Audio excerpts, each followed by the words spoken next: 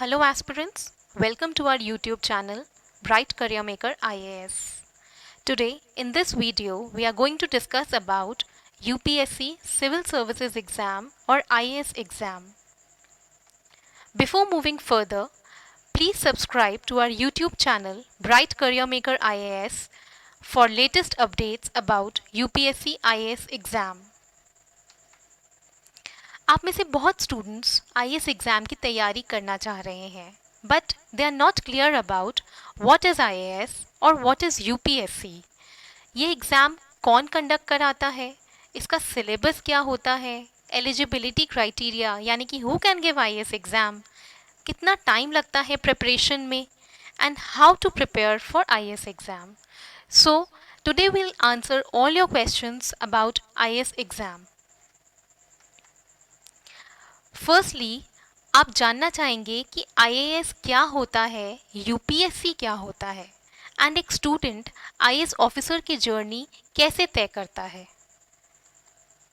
So first thing, UPSC यानी कि union public service commission of India.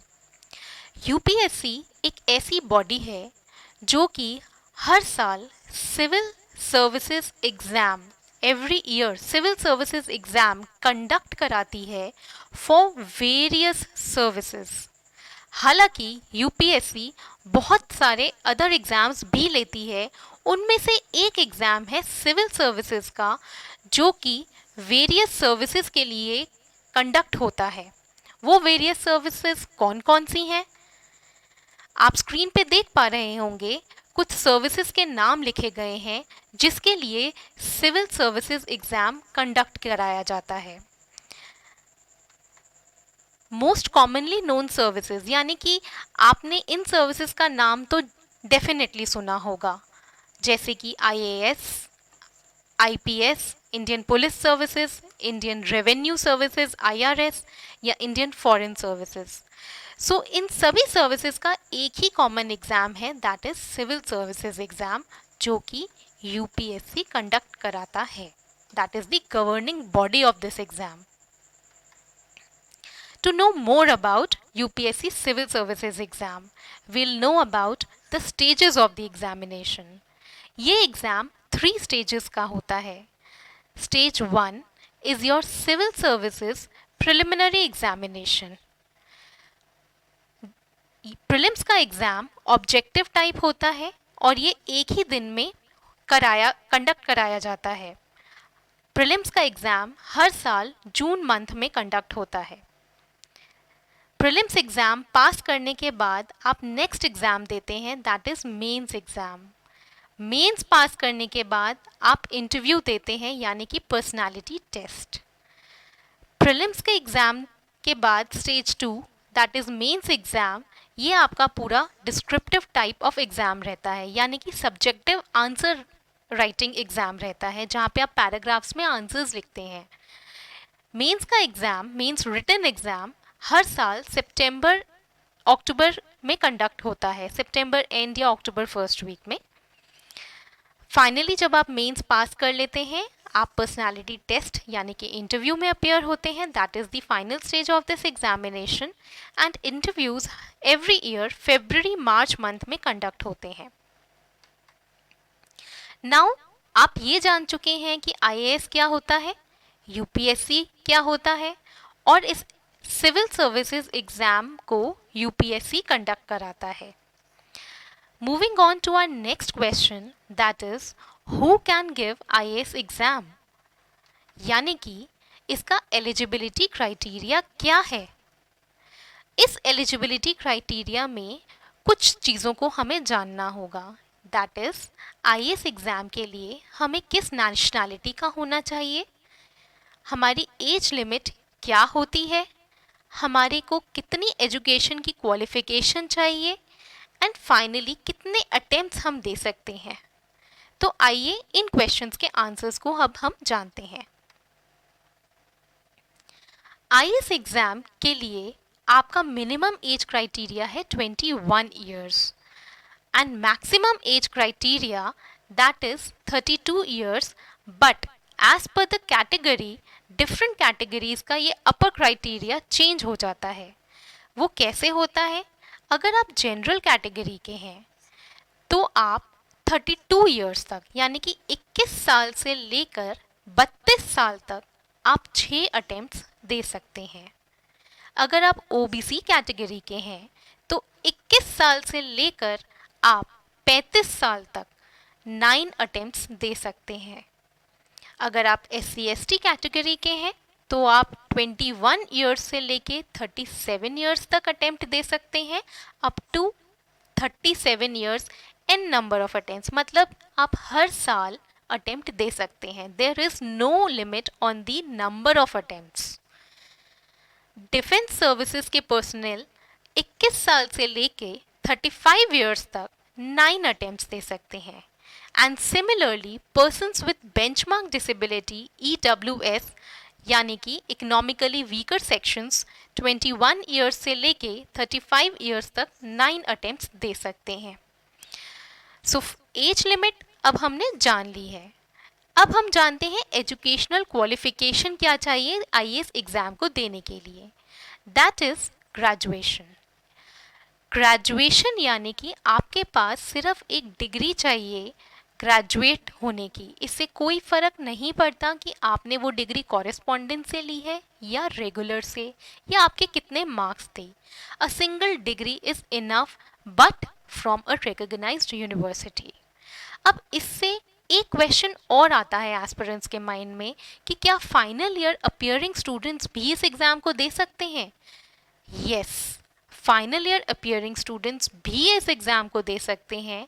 The only thing is they need to be of 21 years of age, plus वो provisional basis पे जिस साल उनका final year का graduation का paper है वो प्री का पेपर दे सकते हैं, क्योंकि मेंस के एग्ज़ाम के टाइम पे आपको अपने फाइनल ईयर की मार्कशीट सबमिट करनी होती है एंड सितंबर अक्टूबर तक हर कॉलेज की मार्कशीट आ जाती है, रिजल्ट आ जाता है उस टाइम तक।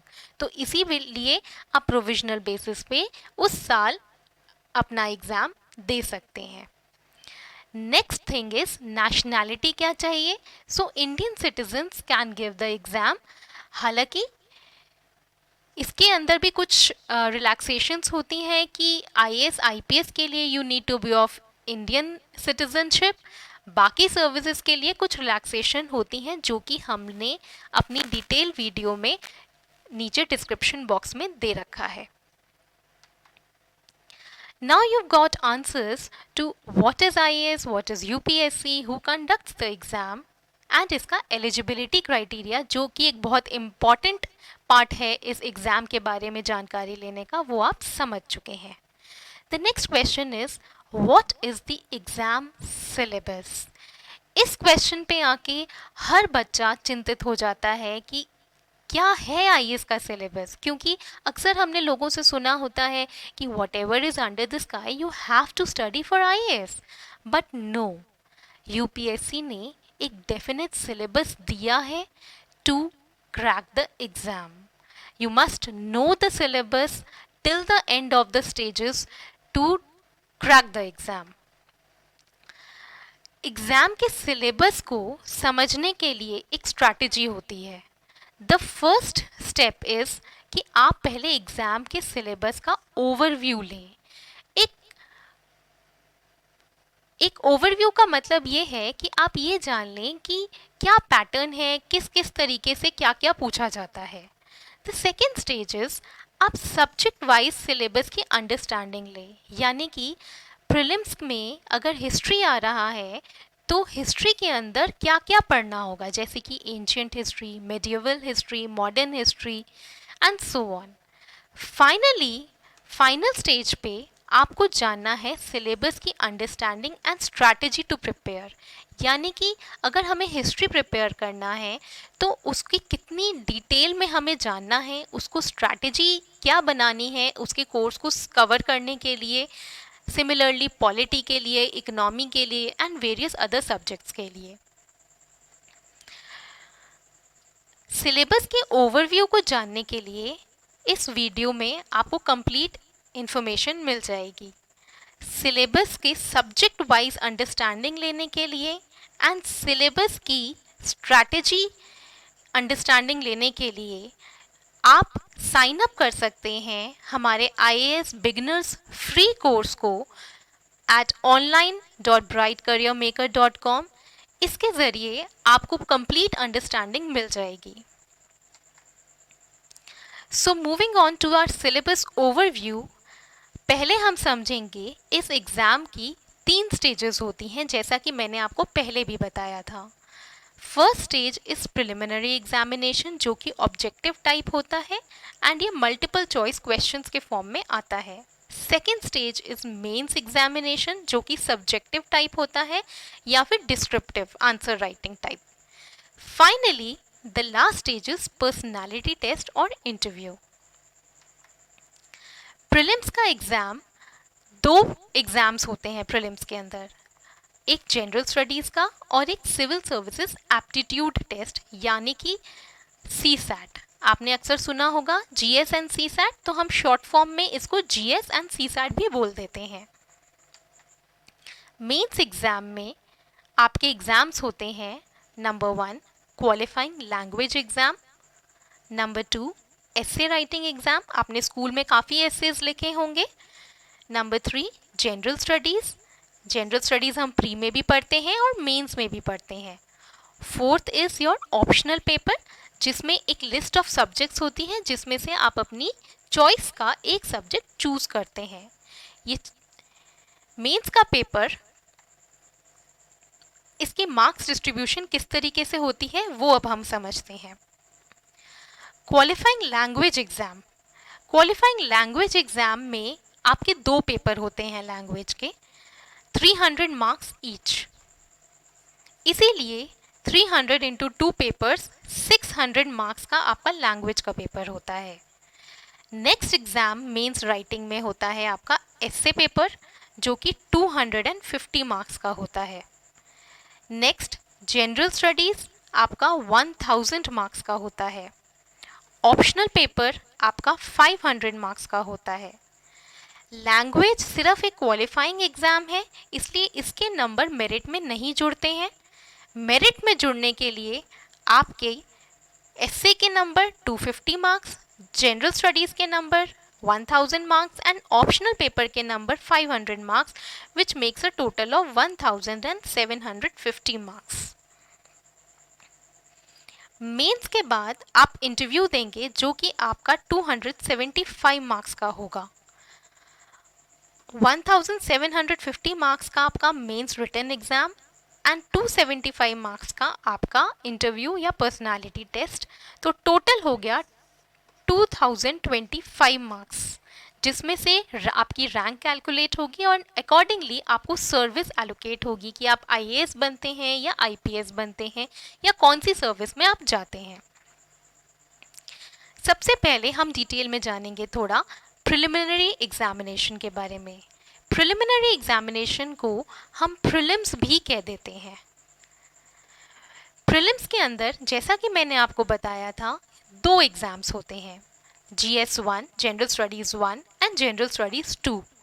जनरल स्टडीज़ 1 यानी कि GS आपका 200 मार्क्स का होता है एंड CSAT GS 2 आपका 200 मार्क्स का होता है। Each paper carries 200 marks each.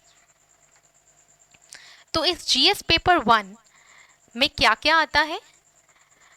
GS paper 1 में current affairs, history, geography, polity, economy, environment, ecology and science, ये सारे सब्जेक्ट्स आपको पढ़ने होते हैं। करंट अफेयर्स के अंदर आपको current events national and international importance के पढ़ने होंगे। हिस्ट्री के अंदर आपको इंडिया की history and Indian national movement यानी कि पोस्ट इंडिपेंडेंस हिस्ट्री आपको पढ़नी होगी। ज्योग्राफी में आप इंडिया की physical, social, economic geography and world की physical, social and economic geography पढ़ेंगे। पॉलिटी एंड गवर्नेंस के अंदर आप पढ़ेंगे कॉन्स्टिट्यूशन के बारे में, पॉलिटिकल सिस्टम के बारे में, पंचायती राज, पब्लिक पॉलिसी यानी कि गवर्नमेंट पॉलिसीज़ जो कि बहुत ज़्यादा पूछी जाती है इस एग्ज़ाम में, rights issues etcetera. Economy and social issues के अंदर आपको पढ़ना होगा economic and social development, sustainable development, poverty, inclusion, demographics, social sector initiatives. दोस्तों, आप सोच रहे होंगे कि इन सब चीज़ों के बारे में हमें और जानकारी कैसे मिलेगी, एज इन ये पॉवर्टी में क्या पढ़ना है, अब इंक्लूजन में क्या पढ़ना है। तो मैं आपको बताती हूँ कि इन सब चीज़ों को पढ़ने के लिए आप सिंपली हमारे फ्री कोर्स पे साइन अप करेंगे, that is IAS beginners course पे, जैसा कि मैंने आपको पहले बताया था। उस कोर्स पे साइन अप करेंगे आप online.brightcareermaker.com पे, एंड वहाँ से आपको इन सभी की इन डिटेल डिस्क्रिप्शन मिल जाएगी। The next subject is environment and ecology. Environment ecology में आप क्या पढ़ेंगे? General issues on environment ecology, biodiversity, climate change that do not require subject specialisation. Next subject is science, जिसमें आपका general science that is physics, chemistry and biology up to class 8-9 level तक का आपसे पूछा जाएगा। So this is about prelims का GS का syllabus. Now will move to the next thing. हाँ, करंट अफेयर्स। करंट अफेयर्स आपने सुना होगा कि आईएएस के एग्ज़ाम में बहुत इंपॉर्टेंट होते हैं, एंड आईएएस एग्ज़ाम को पढ़ने वाले बच्चे, आईएएस एग्ज़ाम की प्रिपरेशन करने वाले बच्चों को बहुत सारे न्यूज़पेपर्स पढ़ने पड़ते हैं। आपने नाम सुना होगा द हिंदू का, इंडियन एक्सप्रेस, या फिर मैगजीन्स का जैसे योजना, कुरुक्षेत्र। तो इन सब चीज़ों को आप कैसे पढ़ेंगे? अगर आप जानना चाहते हैं कि करंट अफेयर्स की प्रिपरेशन आप आईएएस एग्ज़ाम के लिए कैसे करेंगे, तो इसके लिए मैं आपको फिर यही कहूँगी, sign up to our IAS beginners free course at online.brightcareermaker.com, जहाँ पे इन सभी चीज़ों के बारे में आपको डिटेल्ड जानकारी मिल जाएगी। The next paper in preliminary examination is CSAT, यानी कि सिविल सर्विसेज एप्टीट्यूड टेस्ट। इस एग्ज़ाम में आपका सिलेबस होता है कॉम्प्रीहेंशन, यानी कि unseen passages, interpersonal skills including communication skills, logical reasoning, decision making, general mental ability, basic numeracy up to class 10th level. अगर कुछ एस्पिरेंट्स का मैथ्स वीक हो तो आप डरिएगा नहीं, क्योंकि यहाँ पे मैथ्स अरिथमेटिक पूछा जाता है, वो भी 10th लेवल का। ट्रिग्नोमेट्री यहाँ नहीं आती है। Data interpretation up to class 10th level, plus CSAT exam आपका क्वालिफाइंग नेचर का है। क्वालिफाइंग नेचर यानी कि ये इस एग्जाम को पास करने के लिए you just need 33% marks to pass the exam. 33% marks यानी अप्रॉक्सीमेटली 67 मार्क्स पे आप सीसैट एग्जाम को पास कर लेते हैं। And what about the preliminary exam of general studies? See, prelims के पेपर में आपके दो एग्जाम्स होते हैं, general studies and CSAT. CSAT exam भी 200 का, जनरल स्टडीज भी 200 का। अब सीसैट को पास करने के लिए आपको कितने मार्क्स चाहिए? 33% मार्क्स। ये एग्ज़ाम आपका पास होगा तभी आपका जनरल स्टडीज़ का पेपर चेक होगा। अगर इसी में फेल हो गए तो ये चेक ही नहीं होगा। जनरल स्टडीज़ के पेपर को पास करने के लिए you need to achieve a cut off mark. Cut off marks आपके यूपीएससी बताती है, that is the minimum marks you need to get to pass the prelims exam. Minimum marks UPSC हर साल हर कैटेगरी का अलग अलग बताती है। अब आप जानना चाहेंगे कि प्रीलिम्स में क्या क्या कट ऑफ्स रह चुकी हैं पिछले सालों में, तो आइए जानते हैं इन ट्रेंड्स के बारे में। जैसा कि आप स्क्रीन पे देख पा रहे होंगे कि यहाँ पे डिफरेंट कैटेगरीज लिखी गई हैं, तो डिफरेंट कैटेगरीज के लिए हर साल कुछ अलग अलग कट ऑफ रहते हैं। बट जैसा कि आप देख पा रहे होंगे कि हर साल नियर अबाउट 50 to 55% के अप्रॉक्स ही कट ऑफ जाता है। अगर आप 2019 या अपडेटेड इन्फॉर्मेशन और देखना चाहते हैं तो please simply sign up to our free course IAS beginners course on online.brightcareermaker.com। Now prelims exam की डिटेल मैंने आपको बता दी है। Now we'll know about the next stage, that is the mains examination, written exam. Written exam of mains में पहला paper होता है आपका एसे राइटिंग का. Essay writing carries 250 marks.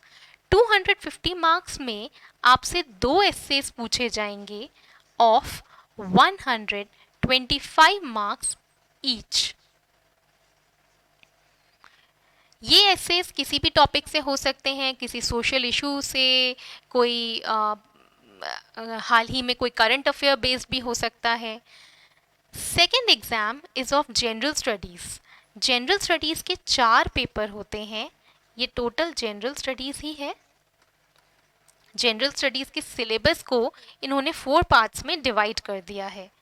General studies 1, general studies 2, general studies 3 and general studies 4. Paper 1 में आपका history होता है, ज्योग्राफी होता है, सोशल इश्यूज होता है. पेपर 2 जीएस 2 के अंदर आपका पॉलिटी होता है, गवर्नेंस होता है, इंडियन सोसाइटी होता है, इसके साथ साथ आपका इंटरनेशनल रिलेशंस होता है. जीएस पेपर 3 के अंदर आपसे इकोनॉमी पूछते हैं, साइंस एंड टेक्नोलॉजी आता है, इसमें आपका एनवायरनमेंट एंड इकोलॉजी आता है, एंड डिजास्टर मैनेजमेंट आता है, प्लस इंटरनल सिक्योरिटी. जीएस 4 आपका होता है एथिक्स, इंटीग्रिटी एंड एप्टीट्यूड. सो ये सारे सब्जेक्ट्स आपके अलग अलग जीएस पेपर्स में डिवाइडेड हैं और हर जीएस का पेपर आपका 250 मार्क्स का होता है. तो पूरा जीएस आपका हुआ 1000 मार्क्स का. Next paper is your qualifying language paper. ये दोनों ही लैंग्वेज पेपर्स हैं. लैंग्वेज पेपर, हर पेपर आपका 300 ईच का होगा. First is your English compulsory paper जो कि 300 नंबर का होगा. सेकेंड लैंग्वेज आपको चूज करनी होगी. यहाँ पे आपको लिस्ट ऑफ लैंग्वेजेस में से एक लैंग्वेज चूज करनी होगी, जो कि हर स्टूडेंट अपने रीजन के हिसाब से अपनी लैंग्वेज चूज करता है. आप हिंदी चूज कर सकते हैं, पंजाबी, जो लैंग्वेज आप चाहें आप चूज कर सकते हैं. The next exam is optional paper. यहाँ पे यूपीएससी कुछ लिस्ट ऑफ ऑप्शनल सब्जेक्ट्स देता है, जिसमें से you have to choose any one subject. एक सब्जेक्ट आप चूज करेंगे और वो एक सब्जेक्ट 2 पार्ट्स में डिवाइडेड होगा. Optional paper 1 and optional paper 2, 250 marks each. तो ऑप्शनल टोटल हुआ आपका 500 मार्क्स का. सो फाइनली लैंग्वेज, क्योंकि आपका क्वालिफाइंग है, लैंग्वेज को अगर हम छोड़ दें, बाकी के पेपर आपके एसे,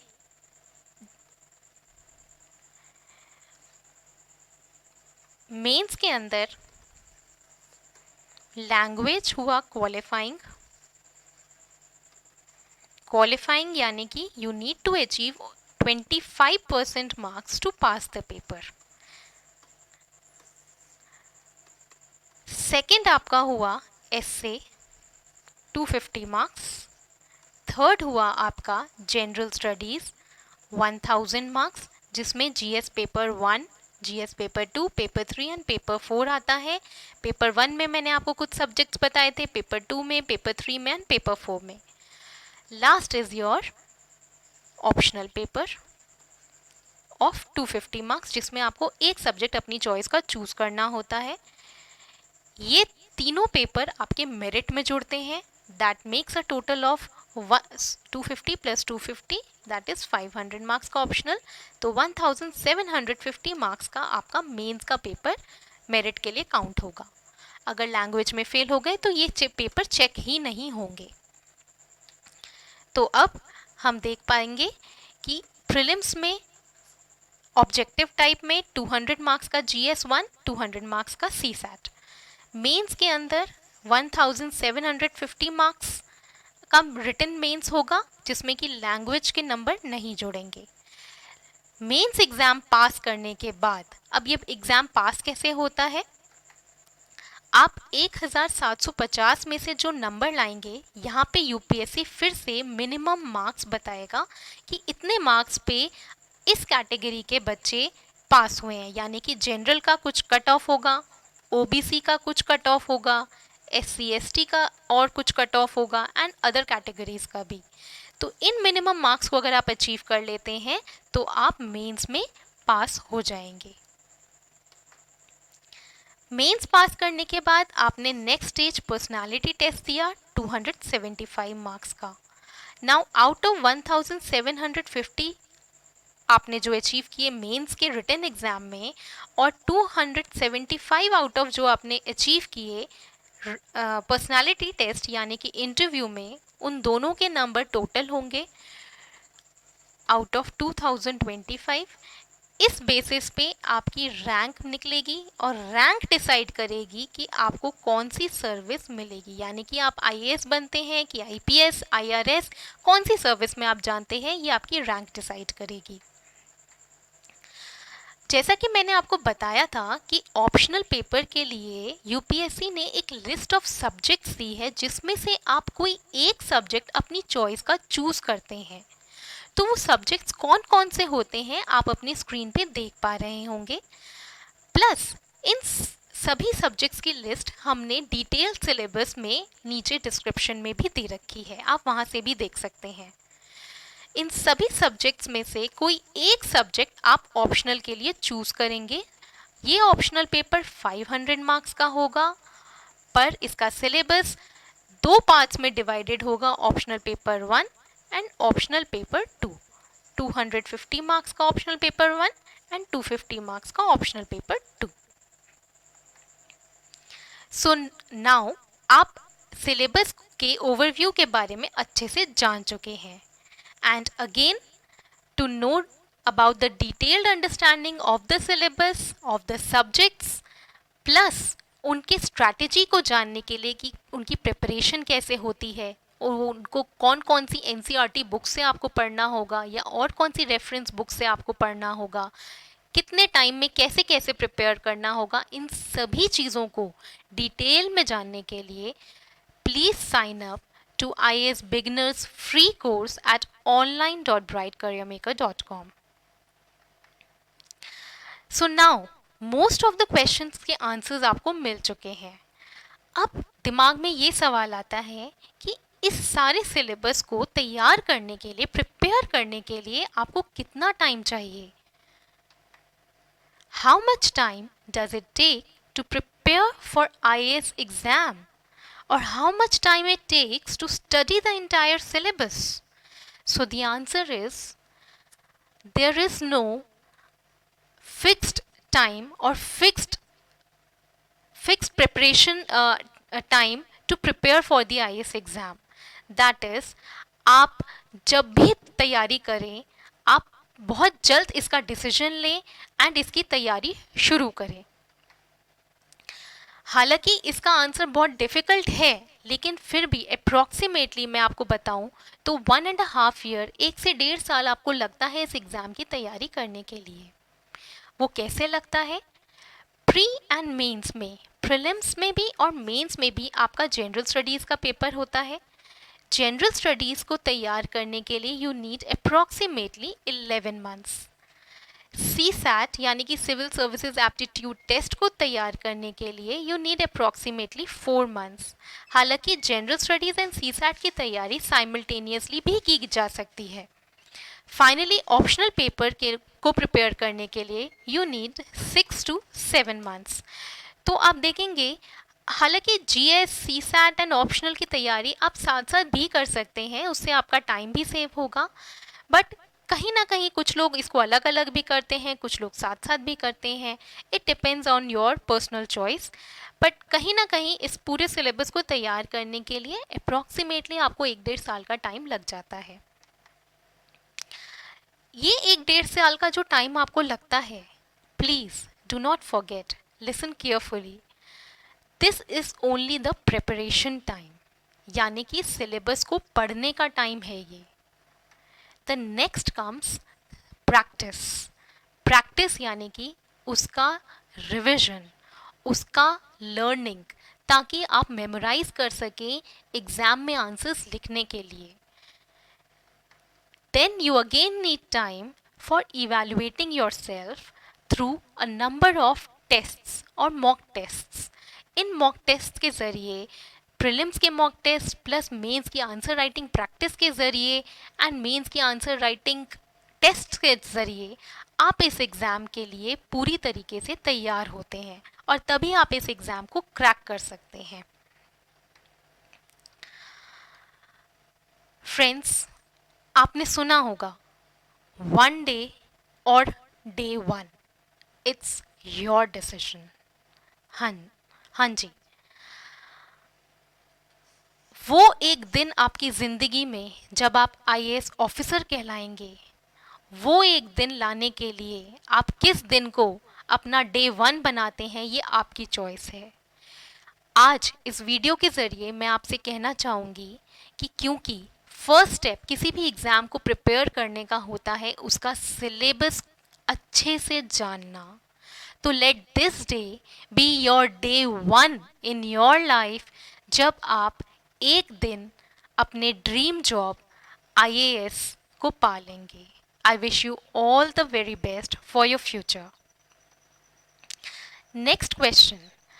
कई लोगों के दिमाग में ये क्वेश्चन आता है कि व्हेन इज़ द राइट और the best time to start IAS exam preparation. So friends, मैं यही बोलूँगी, early preparation is the best preparation. Early preparation से आप इस एग्ज़ाम को अच्छे से पढ़ पाएंगे, इसकी प्रिपरेशन अच्छे से कर पाएंगे और अपने ड्रीम को पा पाएंगे. Now finally, you know everything about IAS exam, its eligibility, its exam syllabus and its preparation.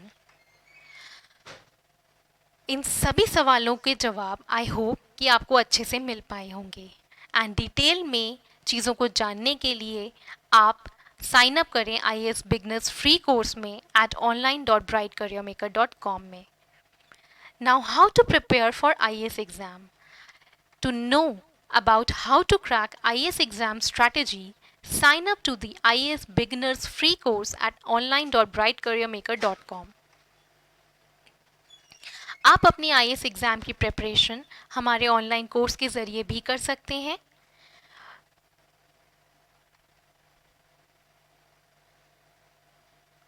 Finally, you know everything about IAS exam.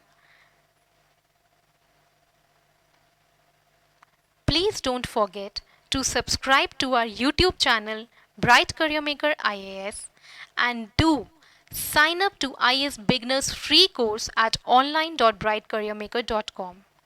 For more information, please visit www.brightcareermaker.com. Thank you, aspirants, and have a nice day.